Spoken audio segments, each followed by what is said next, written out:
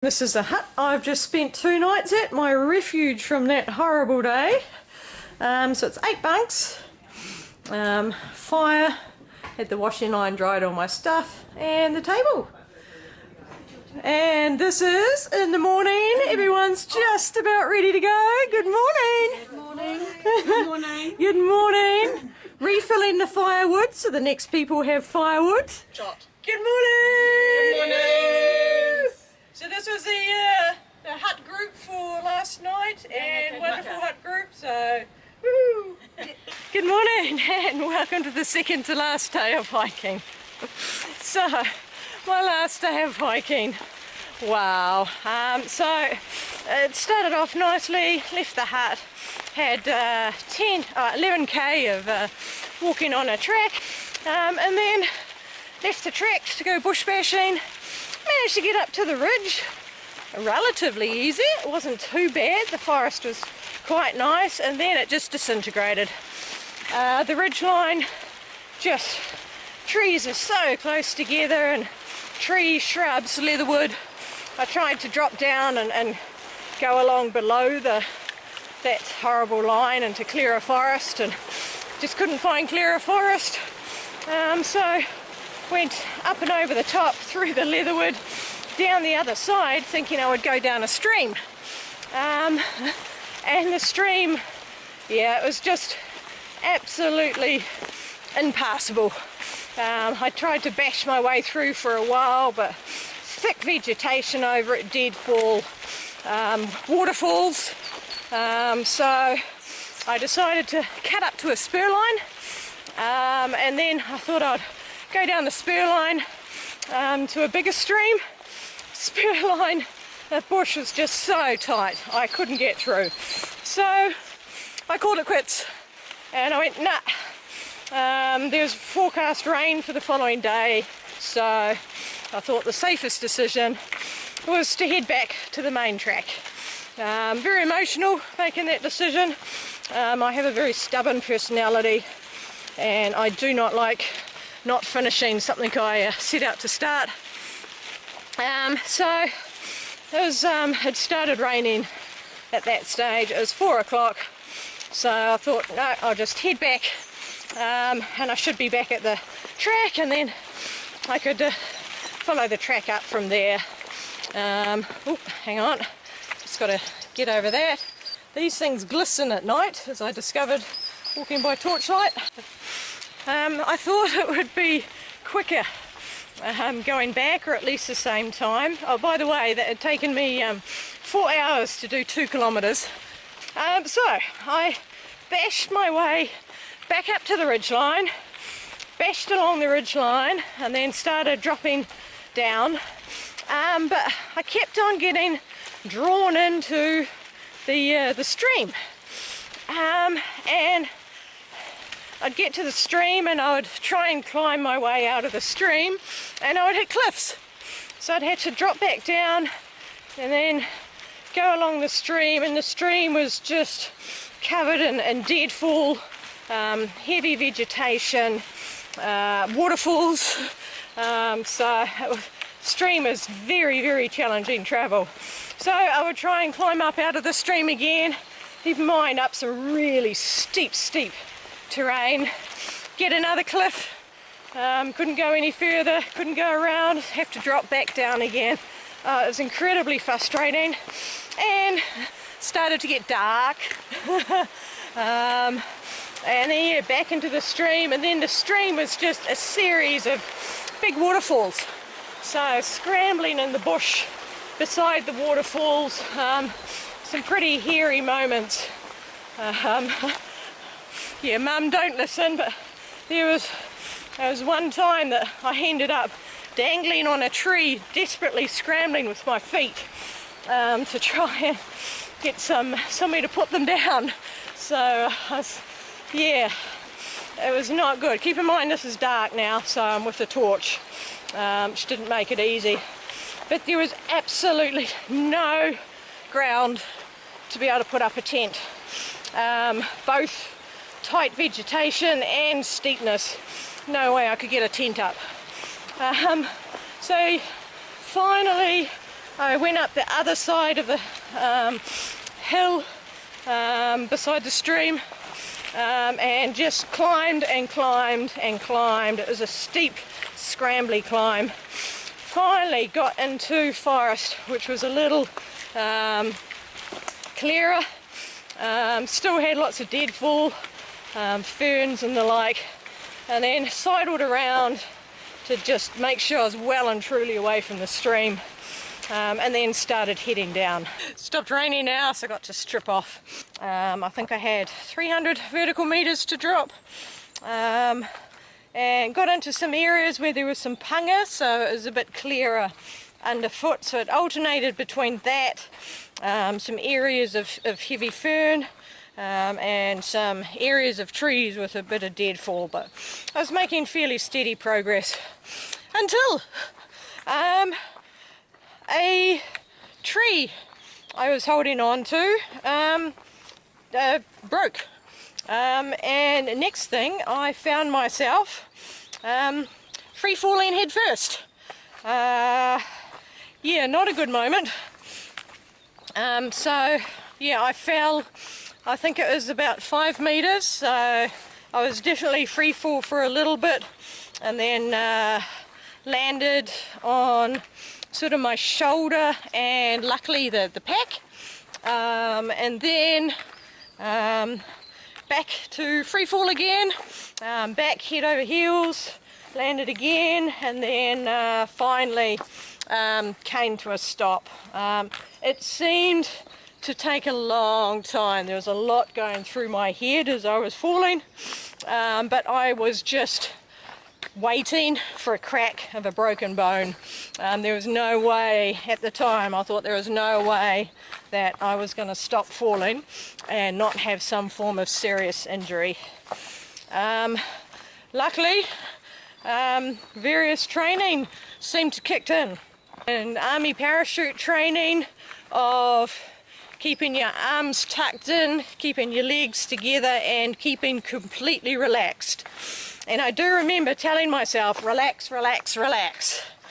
And yeah, and then landed, came to a stop, and oh wow, yeah, I sat there waiting for the pain to kick in, waiting to know what I had broken. I started shaking, and I felt really nauseous, you know, full on pre-shock symptoms. And then I took stock, and you know, I started wriggling my fingers and moving my arms and moving my legs. My shoulder was a bit sore, my shirt was a bit ripped, and my knee was bleeding. Didn't look too closely, but it did move. Luckily the pack took the brunt of the fall. I think that's why I managed to get through without any major injuries.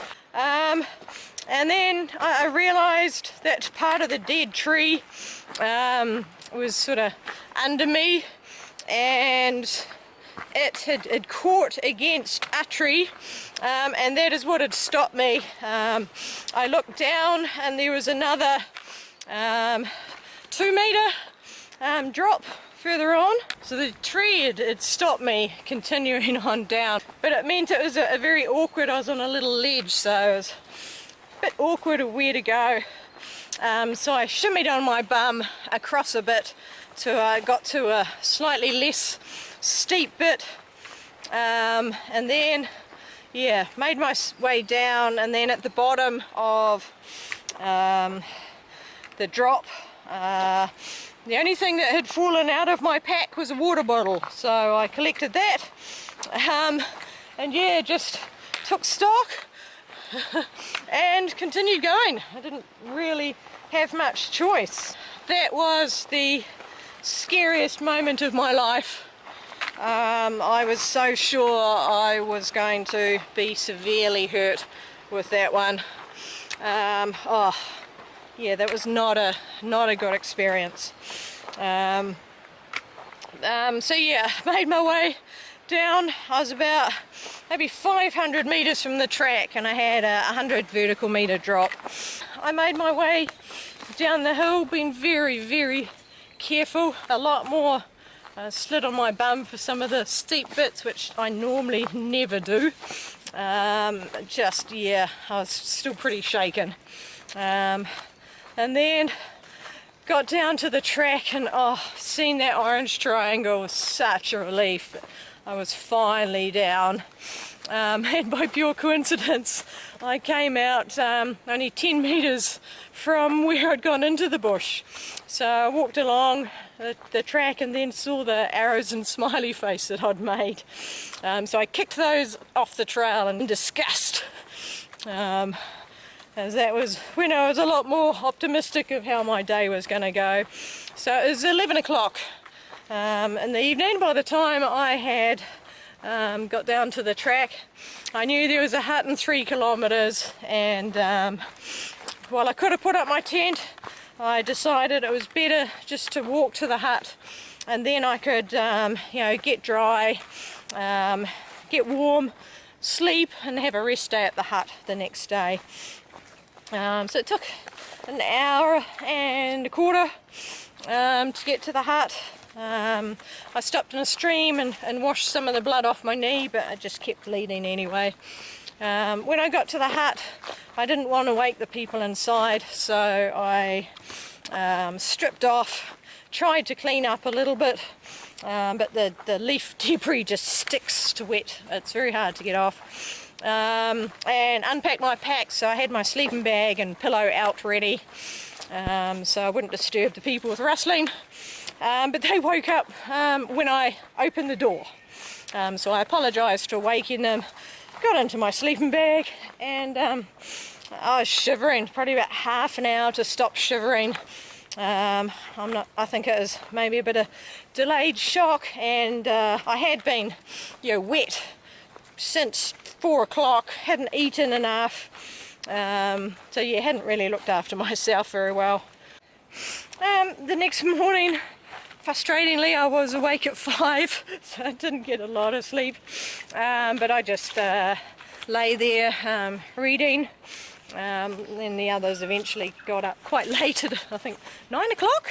Chloe helped me out, and she played doctor by cleaning out the gash on my knee. Did a really good job.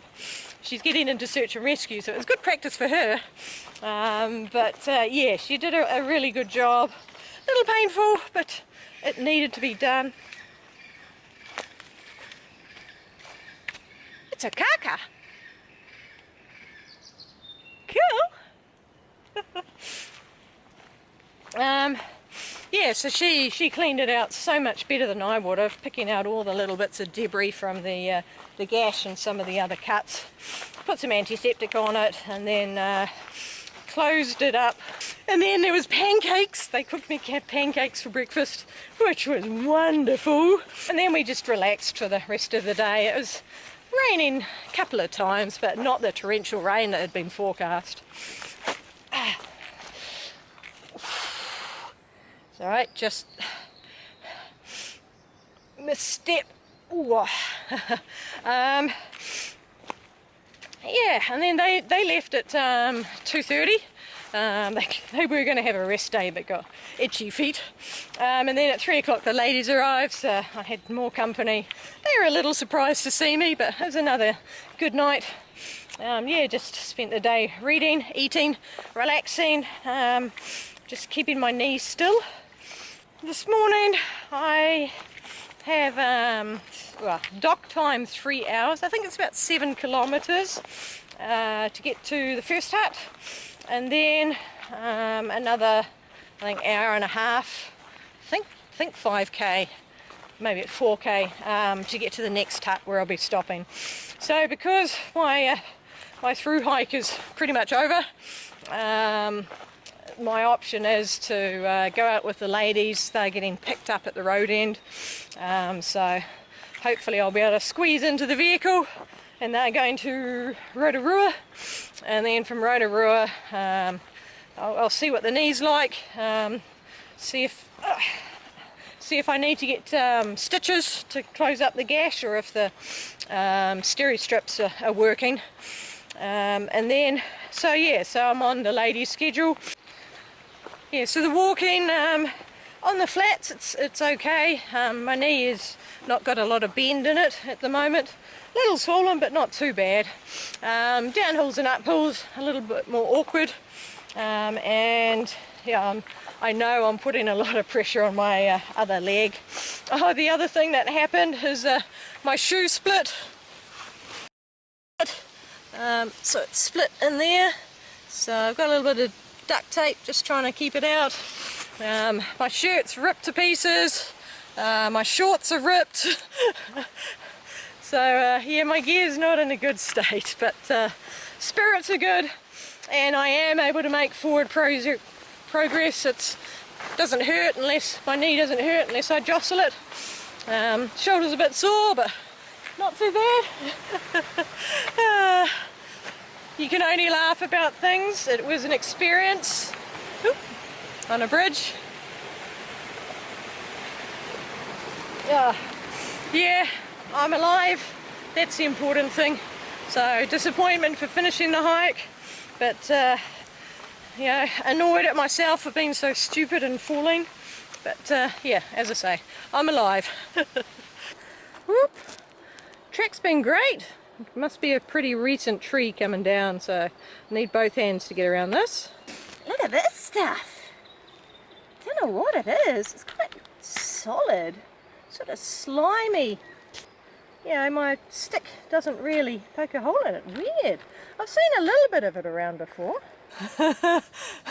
It's a decorated tree. Usually pink is a trap line. Yeah, so 40 traps. But usually it's just a single one of these. You often get numbers on them, codes and things, but interesting. Oh, trail's good. There you go, some more trap information.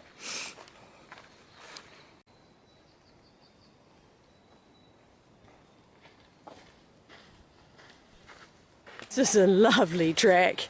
It's been a pretty good track all day. And once I get to the hut, from then on in, it's a mountain bike track, which is good. One annoying thing is there's been a motorbike on trail bike on this track, and it's really cut it up in places. Bikes are not allowed on this track, even mountain bikes, so having a trail bike on here, almost never see that, but just because it's so wet, it's just ripped it up. There you go, you can see. Oh, look at it. Nice bird life along here. So a bit of a campsite here. Even with a shed in there. Oh, feeling a bit tired. I think I got about another K to the first hut. Knee's just starting to hurt a bit now. It's really stiff. It's swollen up a bit. So it's mainly puffy up around there. It's quite puffy, but oh yeah, just starting to hurt now. So I'll take a short break at the first hut before continuing on. I don't want to take a long break because I think it'll really stiffen up if I stop for too long. So I'd rather just get to that second hut, and then I know I can stop for the day and rest. Whew. Oh, lovely trail though. Lovely birds. The river is to the right. Every now and again we can see it. So yeah, beautiful bush. Oh, funny it was like this yesterday. Not yesterday, day before.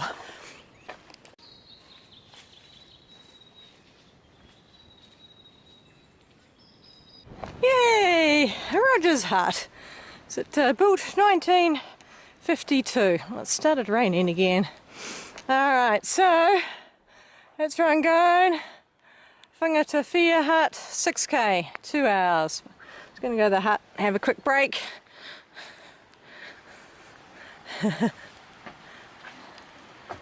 little bit about the hut.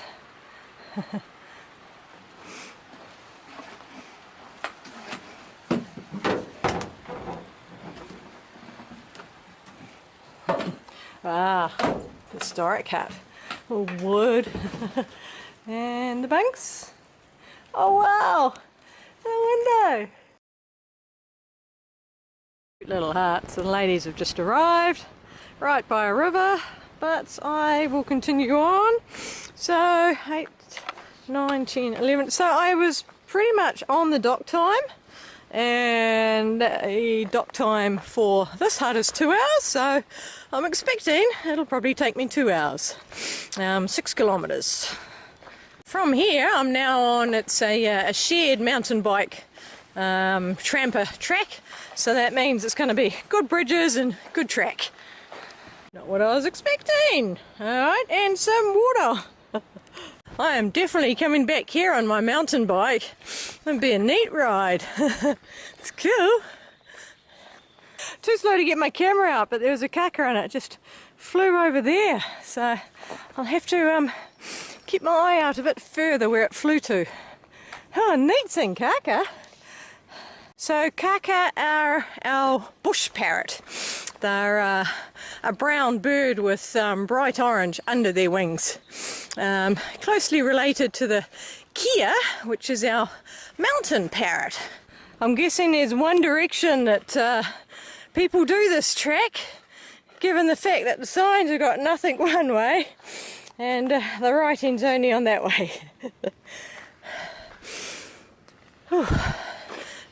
Climbing up, very gentle gradient, but steady climbing up. I was just checking if these markers were at a regular interval, but that was 450 metres between markers. So I'll do one more, see if it's just my pacing it off and they're at 500 or if it's random. But I'm just going over the saddle now. So we've been on that side of the hill, but now that we're going over the saddle, switching to the other side of the hill, all the way to the hut, mainly staying at the same altitude, just a very slight drop I think.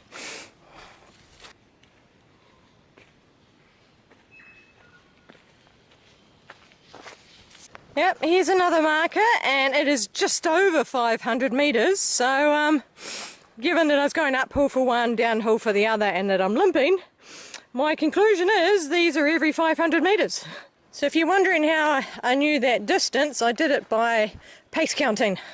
So what you do is you go to, in New Zealand, a rugby field which is 100 metres long, but you measure off a distance 100 metres and you walk it 3 or 4 times, and you just counting on every left foot or every right foot. And then you do that 3 to 4 times and you average what your pace was, and that's your base pace. So that's your flat, good track pace. If you are going up hills, you tend to take shorter steps, so you just need to add a couple to your tally. And yeah, that's how you can tell your distance when you're hiking along without using your GPS. Also, rough terrain, you need to add a couple of extra steps because you take shorter steps. And if you're like me at the moment and you're limping, then you have to try and figure out if it's a longer step or a shorter step. And I think on the flats, because I'm only counting on my good leg, I think I'm actually taking longer steps than normal on my good leg and much shorter steps on the bad leg. That's a pretty little stream. Much nicer than that horrible thing I was trying to go down yesterday. Gotta get through with dry feet somehow.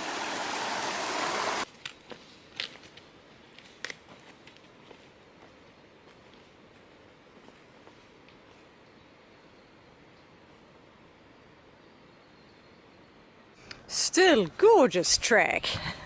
Oh, here's some more. Here's some more stingy nettle. Look, they've even got on the tops of the plant. It's got things, and on the bottom of the leaves. So if you can see that leaf, both top and bottom, has got the spikes and the stems. Yeah, just all of it. It's amazing. It's a big slip. So that's why the track diverted had to climb up, and now heading back down. Notice that on the track. I thought it was a seed, but I think it's a little fungus of some sort.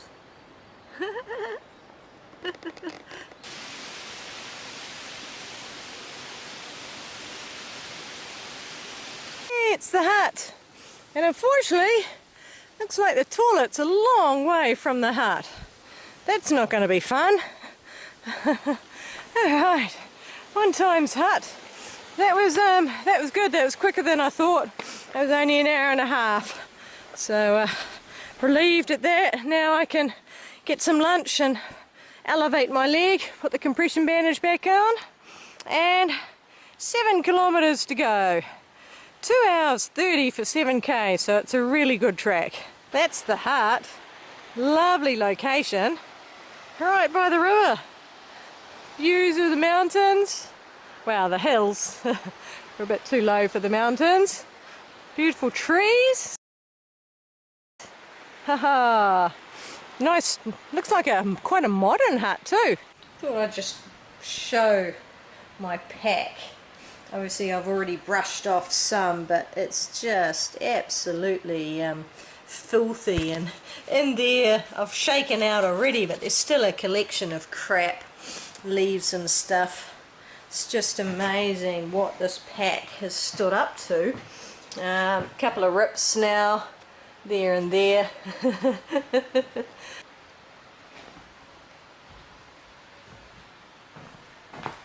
So this is the area that gets the biggest abuse, as I'm trying to duck under trees and stuff. Absolutely no rips at all. So anyone that says Dyneema is no good for New Zealand conditions, well, given the bush bashing that this pack has had, I disagree. There's a baby! There's a baby! Oh. So I'm standing on the hut veranda, and that little baby there, that is a blue duck baby. Amazing how it can swim in that water. So one baby with its parents. Wow.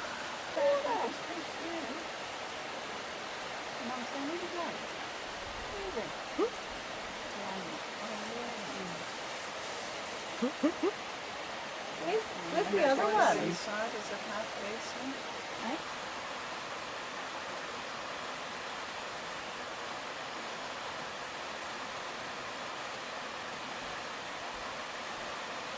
Little legs are going flat out. He's up on the log.